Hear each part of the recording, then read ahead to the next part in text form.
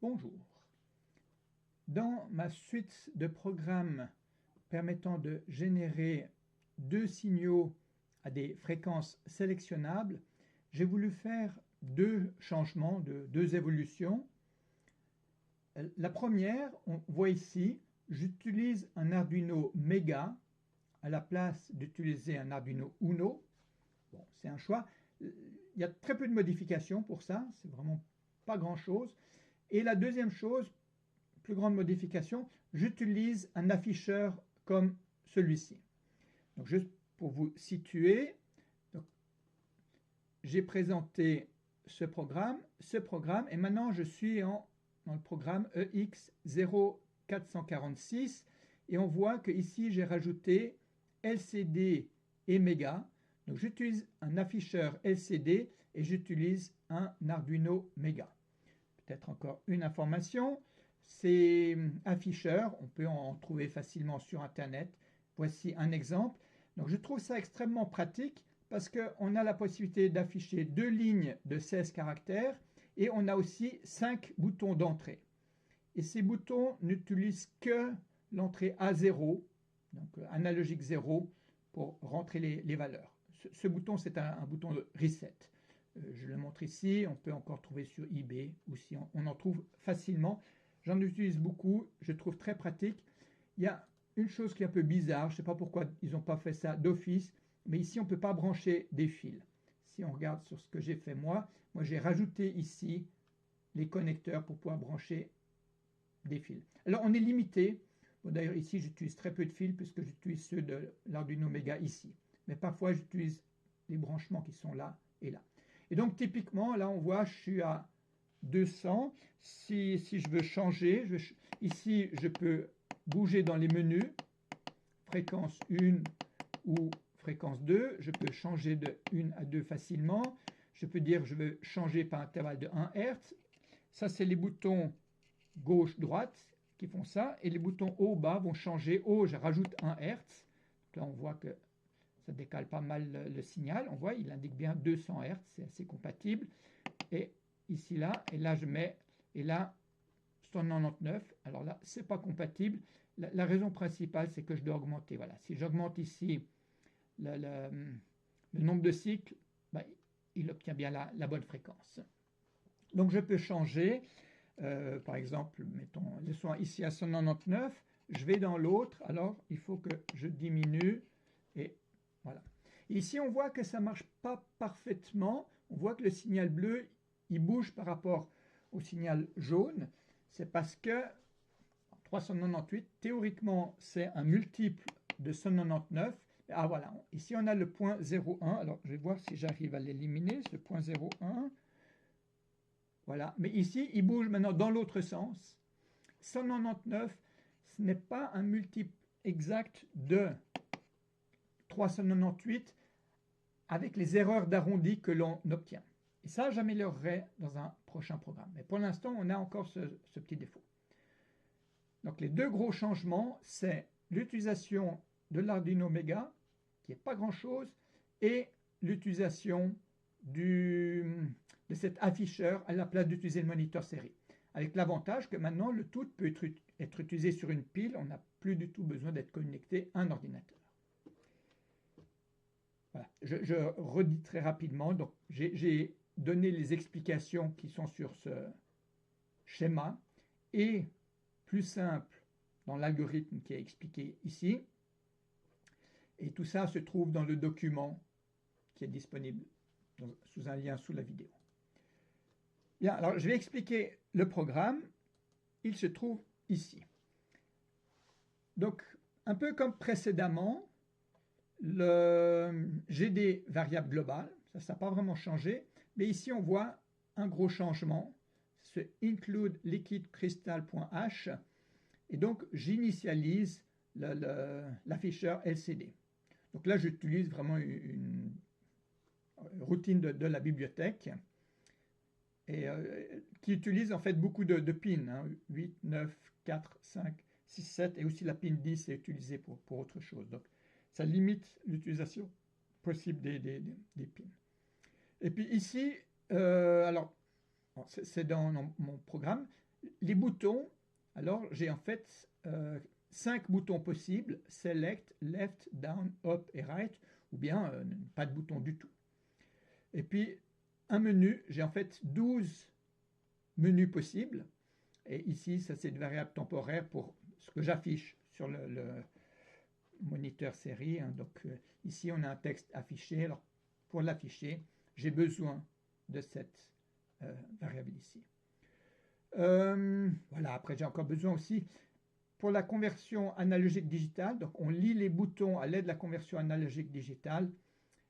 Et ici, plutôt que de faire une lecture et d'attendre, on lance en fait la conversion, on fait autre chose et on revient plus tard pour voir le résultat de la conversion. Et puis ici, j'ai une variable qui me dit voilà, de combien est-ce qu'on a changé la fréquence. Qu'est-ce qu'on a ici? Voilà, une fréquence, l'autre fréquence, des variations de fréquence. Comme d'habitude, je dis que la fonction init.asm a été déclarée ailleurs. En fait, c'est déclaré dans la partie écrite en assembleur avec le point S majuscule ici. Et ensuite, j'ai une fonction de calcul de fréquence.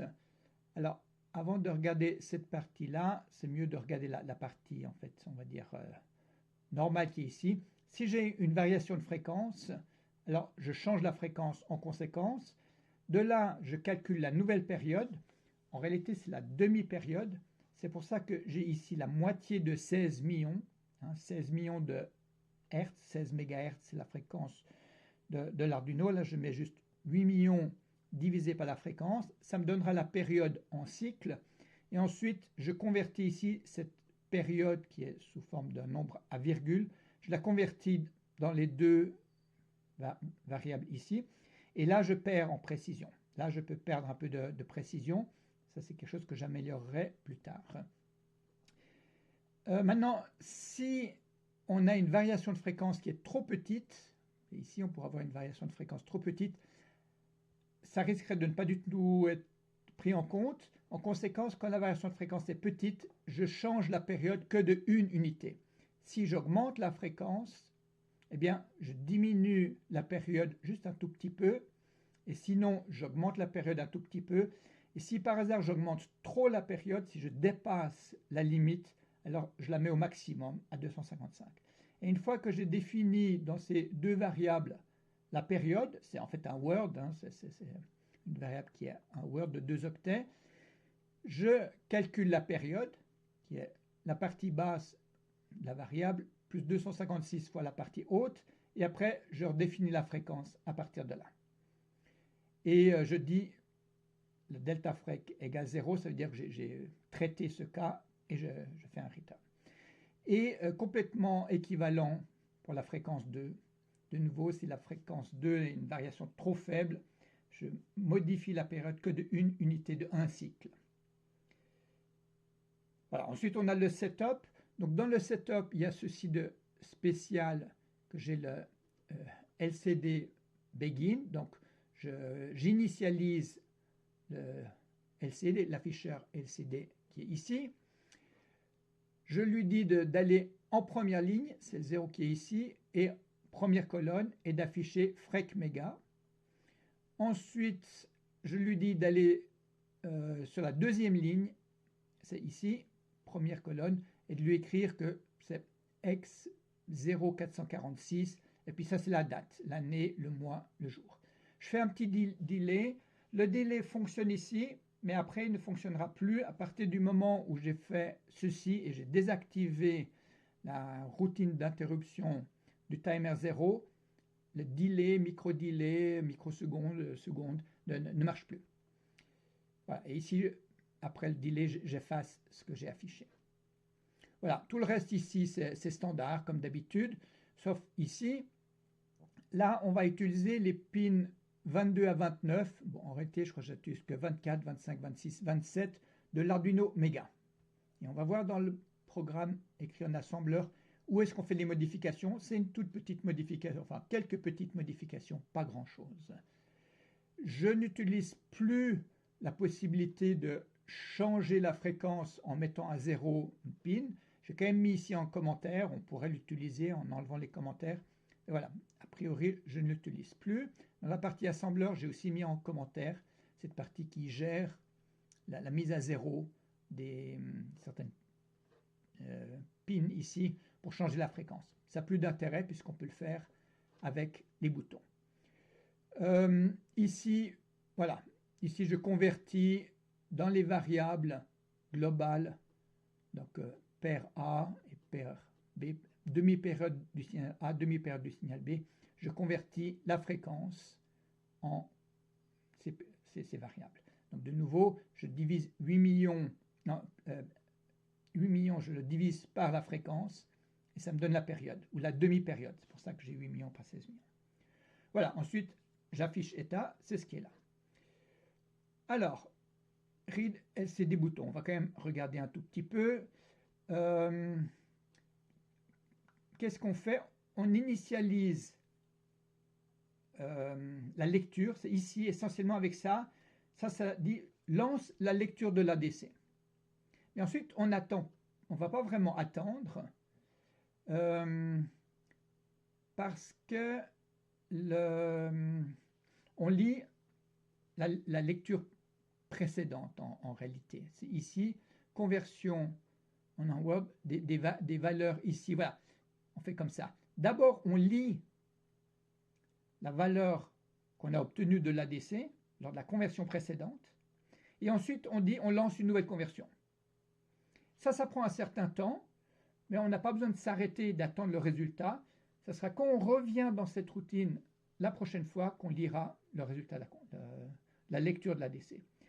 Si le B-high, donc le ADC high est plus grand que 3, c'est qu'il n'y a aucun bouton qui est pressé, alors on sort. Et sinon, eh bien, on regarde suivant la valeur, alors on lit ici, on convertit en un Word le B-high et le B-low, la valeur convertie par l'ADC, on le convertit dans un Word, et s'il est plus grand que 555, alors on a appuyé sur le bouton Select, sinon on appuie sur Left, Down, Up ou Right, suivant les limites qui sont ici. Ça, c'est le fonctionnement de ceci et des boutons. Les boutons vont changer simplement la valeur lue sur l'ADC 0. Et en fait, ce que je fais aussi, c'est que j'ai besoin de lire plusieurs fois la même valeur pour que je la valide. Si je n'ai pas lu la bonne valeur suffisamment souvent, alors je ne la valide pas. Ici, c'est le button count égale 3. S'il est égal à 3, alors je le mets à 0, puis je return button. Sinon, je fais que d'incrémenter ce compteur et je ne fais rien d'autre. Et puis je retourne un button non à la fin. Donc de cette manière, je suis sûr que j'ai lu 3 fois de suite la même valeur. Là, ça donne confiance. Si on ne fait pas ça, il peut y avoir des erreurs et qu'il lise tout à coup la valeur d'un bouton à la place d'un autre. Mais avec ça, ça fonctionne plutôt bien. Ensuite, dans affiche état, ben, c'est les différentes valeurs qu'on peut afficher ici. Alors, typiquement ici, ben, on voit qu'il affiche frec2 plus ou moins 0.01. C'est ce qui est ici. Donc là, j'en déduis que je suis dans le B menu 8. Mais si je change de menu, on voit ici, je passe au suivant. Ça sera le 9. Ensuite, je serai dans le menu 10, frec2, 1, le 11, le 12. Et maintenant, si je vais plus loin, il revient au départ. Donc, c'est frec1 plus ou moins min. Si j'appuie sur le bouton qui est tout à gauche ici, Select, ça va changer de frec1 à frec2. Ça, on verra un peu plus tard où est-ce que c'est fait. Et puis la deuxième ligne, alors ça c'est ce qui est fait ici. Si le menu est plus petit que 6, alors elle va afficher la fréquence équivalente à frec1. Donc ici, elle convertit la valeur qu'il y a dans la variable frec1, qui est un float, convertie en un string. Ce string est ensuite converti en un autre type de string. On rajoute ces deux strings. Ça, c'est le string standard du langage C, et puis ça serait le string du langage C++. En fait, il y a une petite amélioration. C'est beaucoup plus facile de manipuler des strings de ce style-là que ceux-là. Si on est au-delà de 6 dans le menu, alors ça sera la fréquence 2 qui sera affichée. Et ici, je me dis, je vais dans la deuxième ligne et j'affiche le résultat de mon string. Ça, c'est affiche état. Menu treat. Alors, si le menu, c'est 1, 2, 3, alors, suivant si j'ai appuyé sur le bouton up ou down, alors ça va changer la valeur. Typiquement, si je mets le haut, alors je ne vais pas mettre min, je vais mettre par exemple 1, comme ça on voit bien, 1 Hz. Si j'appuie sur le bouton 1, comme je suis dans le cas ici, menu 4, signal 1, puisque c'est marqué frec 1, donc je vais changer la fréquence de 1 Hz. Donc le 400 va devenir 401, 402, 403. Si je vais là, je serai dans le cas du menu 5, je changerai de 10 Hz à 10 Hz. Voilà. Et bon, etc. Ici, c'est la même chose pour le signal 2. Là, ici, je dois mettre 2. Là, vous voyez, il y a des erreurs de commentaires dans mon programme, donc il ne faut pas faire confiance aveuglément à tous mes commentaires. Ça, si vous lisez mes programmes, vous voyez qu'il y a de temps en temps des erreurs. C'est assez mineur, on peut comprendre que c'est le signal 2 et pas le signal 1, mais parce qu'il y a des copier-coller, puis après j'oublie de faire des changements. Ensuite, s'il y a eu une variation de fréquence, alors je fais un calcul de fréquence, et si la nouvelle fréquence obtenue, elle est trop faible, alors je dépasse finalement les possibilités, parce que la période maximale est, quand j'ai 255 dans les deux variables ici, correspond à 65 535. Si on dépasse ça, alors je limite la fréquence. Ça sera amélioré dans la dernière version de l'évolution de mes programmes. Mais voilà, il faut faire ce test. Je n'ai pas fait le test, je devrais faire le test pour les limites maximum de fréquence. Si je vais trop haut dans les fréquences, il y aura aussi un problème. Mais bon, je n'ai pas testé. J'affiche, et puis ici, je traite menu change. Alors ça, c'est particulièrement facile. Donc si je reviens ici, là on voit, menu change, c'est quand j'appuie sur les boutons gauche ou droite, ça fait changer le menu. Alors, voilà. Alors si j'ai le bouton left c'est donc à gauche, donc je vais dans les menus dans un sens, et si je fais le bouton droit, je vais dans le menu dans l'autre sens, et si j'arrive à 0, je repars au max, et si j'arrive au max, je repars à 1. Button select, celui qui est tout à gauche, je change de 6, ça me permet de passer de fréquence 1 à fréquence 2. Voilà. Et ensuite, j'ai ma loupe. J'utilise en fait le compteur du timer 0 que j'ai fait en sorte qu'il compte le plus lentement possible.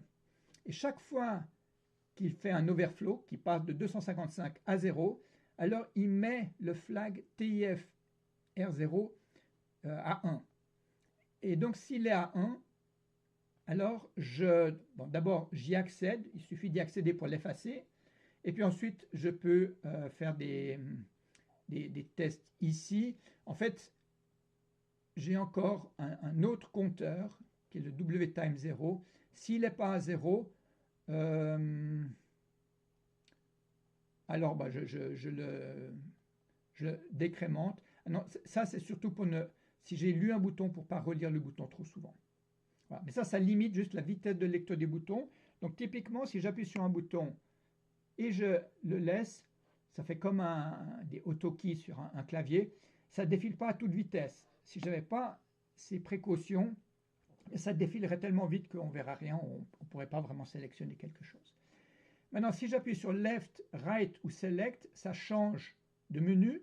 Et si j'appuie sur Up ou Down, ça fait un menu traite, ça fait un traitement de menu. Et là, ça fait vraiment un changement dans le programme. Ça fait juste un changement sur ce qu'on affiche. Et ça va vraiment changer des variables du programme. Bien, je vais encore montrer ici, dans la partie assembleur. Donc d'abord, j'ai mis plein de commentaires qui disent quels sont les liens entre les pins de l'Arduino Mega et puis les ports. Hein, ça c'est le port E, le port G ou le pin E, pin G. Et c'est un peu anarchique. Alors on voit que le port A correspond au pin de 22 à 29, c'est ceux que j'utilise. Mais après, il y a tous les autres, j'ai tout mis ici. Et comme je dis, c'est pas du tout régulier comme manière de faire. Mais on a les informations. Comme d'habitude, voilà, je définis les registres que je vais utiliser. Bon, là, il n'y a rien qui change, donc je ne vais pas en faire.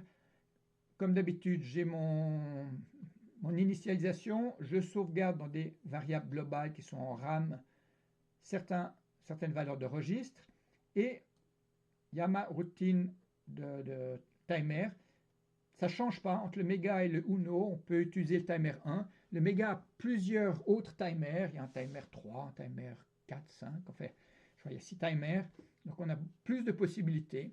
Bon, pour moi, ça ne m'est pas utile. Voilà, je mets quelques... Bon, cette référence, d'ailleurs, je ne suis pas sûr qu'elle soit juste... Après, j'ai d'autres références que j'ai mises plutôt dans la partie ici, qui sont, elles, correctes.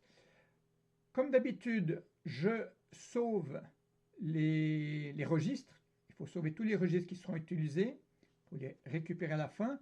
Je transfère les variables globales dans les registres. Et ensuite, j'ai le programme qui est tout à fait normal, sauf aux endroits où je fais un out. Alors voilà, ici. Normalement, ici, pour un Arduino Uno, j'ai un port D que j'utilisais. Alors ici, c'est le port A, parce que le port A, je l'ai dit tout à l'heure, ça correspond au pin de 22 à 29 de l'Arduino Mega. Donc ici, c'est la seule modification qu'il faut faire pour changer les pins utilisés sur un Mega plutôt que sur un Uno. Voilà, c'était juste, je voulais voir la difficulté qu'il y avait d'utiliser un Arduino Mega à la place d'un Uno. Il n'y a pas grand-chose qui change. Voilà, on a tout là la même chose, donc on voit les ports A, il faut quand même le changer à plusieurs endroits, puis un petit peu au-dessus aussi. Il y a un autre endroit où... Ah ben, non, il doit être par là quelque part, oui, mais il est en commentaire. Voilà, j'ai mis en commentaire. Ça, c'est si on met à 0 certaines pins. Alors ici, justement, je teste la pin B, qui serait de mettre à 0 la pin 50. Mais ça, c'est en commentaire, c'est plus utilisé, à vrai dire. Je l'ai effacé par la suite. Je l'ai laissé en commentaire si on veut l'utiliser. C'est plus utile, puisqu'on peut maintenant choisir les fréquences à l'aide des boutons. Voilà. Donc ici, on a une amélioration, un changement. On peut utiliser le couple afficheur LCD et Arduino indépendamment d'un ordinateur, tout simplement sur une pile 9 volts typiquement qu'on brancherait là-dessus, ou bien sur du 5 volts. Et puis je trouve assez agréable d'avoir cet affichage. C'était aussi pour tester ça. Bien. Ici, on est quand même encore un petit peu limité dans les basses fréquences. Je ne peux pas aller en dessous de 200. Typiquement, je vais essayer. Vous allez voir si je mets ici 100 et je descends, 300. Et maintenant, je vais essayer de descendre à 203. Il ne va pas accepter. Ah non, c'est en dessous, pardon. Voilà, il n'accepte pas de descendre en dessous de 122. C'est la limite inférieure. Parce que le programme, il est limité. Comme je stocke dans 2 octets les fréquences, je suis limité dans la plage de fréquences. Mais j'améliore ceci dans le programme suivant que je présenterai dans la prochaine vidéo. Je m'arrête ici. Merci, au revoir.